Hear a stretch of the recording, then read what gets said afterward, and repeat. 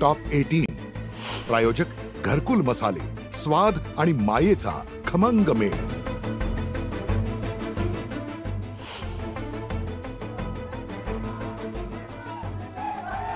छत्रपती संभाजीनगर मधील धुळे सोलापूर महामार्गावर ओबीसी समाजाचा रास्ता रोको, लक्ष्मण हाके आणि नवनाथ वाघमारेंच्या उपोषणाला पाठिंबा।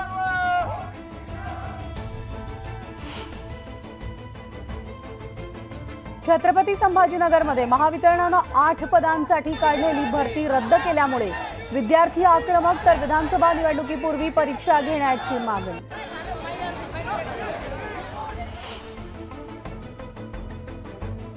ठाकरे गटाचे पदाधिकारी बाळा कोकणे यांच्या वाहनावर हल्ला, पोलिसांकडून अज्ञात आरोपींचा शोध सुरू।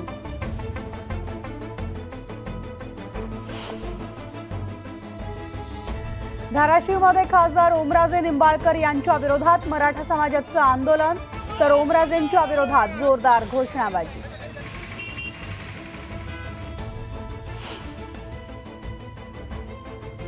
जतमधील कन्नड शाळेत मराठी शिक्षक नियुक्ती प्रकरणी आमदार विक्रम सावंत आक्रमक, मुख्य कार्यकारी अधिकारी शिक्षणाधिकाऱ्यांची चौकशी करण्याची मागणी।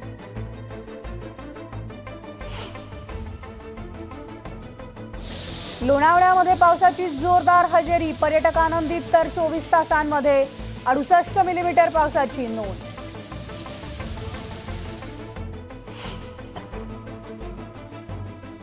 पालघरच्या पश्चिम भागात मुसळधार पावसामुळे वनई चंद्रनगरचा मुख्य बाजारपेठेशी संपर्क तुटला।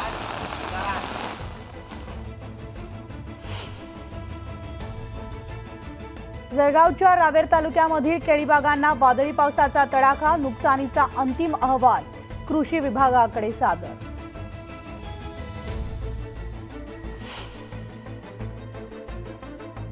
राजधानी दिल्लीमध्ये विजेची मागणी वाढली, बुधवारी विजेची मागणी 8656 मेगावॅटवर पोहोचली।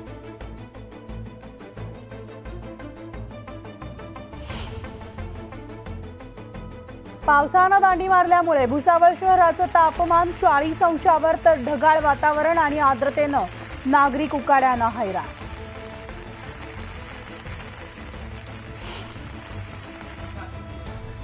पांढरं रेशन कार्ड असलेल्यांना मिळणार 5 लाखांपर्यंत मोफत उपचार, रेशन कार्ड आधार कार्डशी संलग्न करण्याचे राज्य सरकारचे आदेश।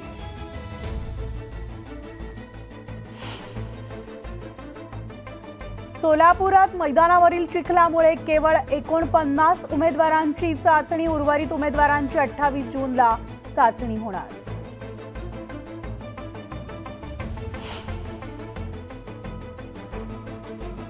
चांगल्या दरासाठी साठवलेला कांदा सडू लागला, अपेक्षित दर मिळत नसताना सुद्धा आहे त्या किमतीत कांदा विकण्याची शेतकऱ्यांवर वेळ।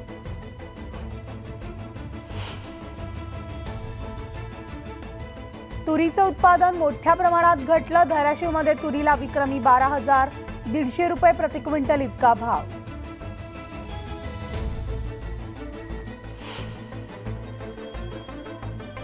आठवड्याभरातच कोथिंबीरीचे दर दुप्पट, 400 रुपये किलोनं कोथिंबीरची विक्री।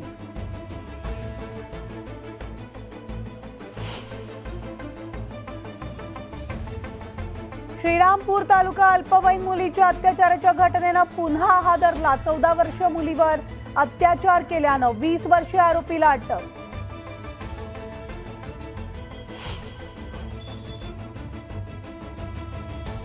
विरारमध्ये कौटुंबिक वादातून जावयानं केली सासूची हत्या, विरार पोलिसांकडून आरोपीला अटक।